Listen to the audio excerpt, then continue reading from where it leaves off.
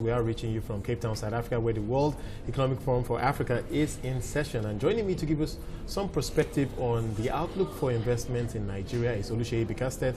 He's the chairman of KPMG Africa. Thank you so much, Sheyi, for joining us.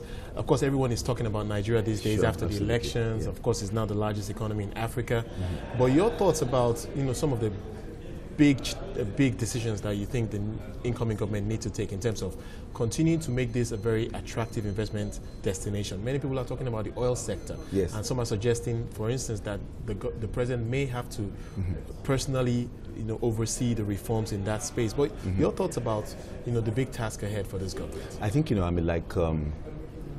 there's no question about the fact, that the oil sector is going to be very important. Yeah. That's our largest, foreign exchange earner. So we've got to take a look at that, at that place. We've got to deregulate, for sure.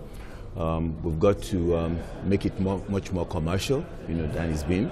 We've got to take a look at the PIB.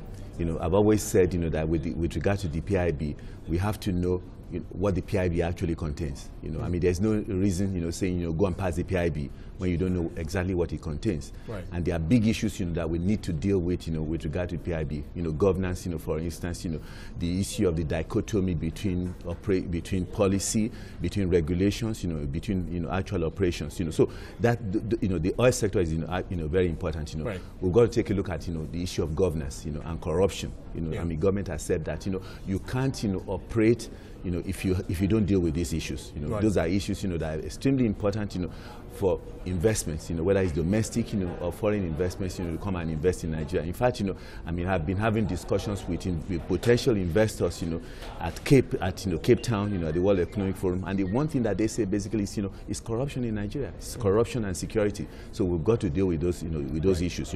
Infrastructure, is extremely big for us. Right. So we've got to make sure that we tackle that issue too. Along with that, education. Education is going to be extremely important.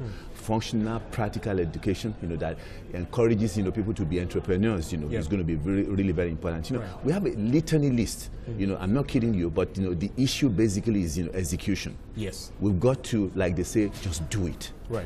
Okay. Right, absolutely. So yes, obviously so much to do. Yes. And the big question is, what should be the priority? Yes. I imagine that the oil sector is key because, like you did mention, yes, it is the top revenue generator for Nigeria. But yes, what about opening up the non-oil sector, in terms of really galvanizing growth there? Your thoughts about the key priorities. Some people talking about oil, talking about agriculture, talking about solid minerals as areas that this government can really focus on. I think, agriculture is extremely important. Right.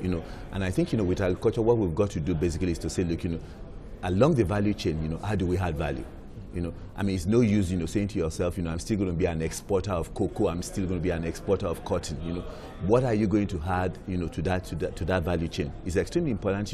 A lot of our guys, a lot of people in Nigeria work in the agricultural sector. So you've got to say to yourself, how do I support them? Most of these guys, are smallholders. How do we create agricultural extensions, that help these people, to increase their yield, and to, go to, like I said, add value in that chain, Yeah. If you take a look, for instance, at agriculture, a lot of the things, that people produce, that farmers produce, get spoiled, on the way to the, to the area where, consumption takes place. How do you help, How do you help, right, with that? How do you make sure that, they actually get their goods to where it's supposed to get to, and they realize a good price for it? So, very, very important. We've talked, a lot, about, media. Yes. For instance, in Nigeria, people talk about Nollywood. I happen to think, it's extremely important. Right. If you take a look, for instance, at India, Bollywood, America, Hollywood, it's something in the service sector, that creates, value, for our people. Of course, it creates a lot of jobs too. Absolutely. Right. ICT, utilizing, social media. What I think, my real message is that, look, we don't lack entrepreneurs in Nigeria. Okay, we don't lack it. All we need is an enabling environment. You create the enabling environment. Government gets out of the way.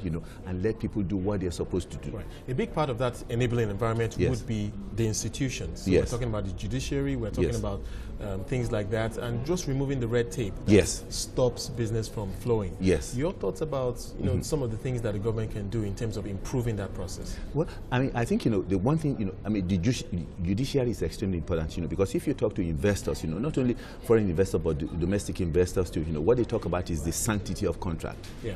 You've got to make sure, that you respect, contracts, and part of that, is the adjudication system, which is the judiciary. I think, the one thing, that makes me very confident about this administration is that the vice president-elect, has, a reputation, has a history, having been the Attorney General for Lagos State, of having participated, in the reform of that particular sector in Lagos State, and doing something really good about it, Right. So that is important, and I think, one of the things, that's also very important, that we don't, really concentrate on is, how do we open up, the region itself, for trade. I'm talking about ECOWAS, but I'm also talking about, the larger African region. Because, we've got to have African trading among each other. Sure. We've got to make sure, that, we have free flow of trade, free flow of people along the way, I mean, there's no reason, for me, for instance, producing something in Ghana, for instance, I'm wanting to bring it to Nigeria, and I have to go through about 25 roadblocks, before I get from Ghana to Nigeria. I mean, it's all lost. Yeah. So much reform needs to take place. Thank you so much. We can't talk about it all today, but thank you for joining us today, Oluseyi Bickersteth, Chairman of KPMG Africa, giving some perspective on the big task ahead for Nigerians.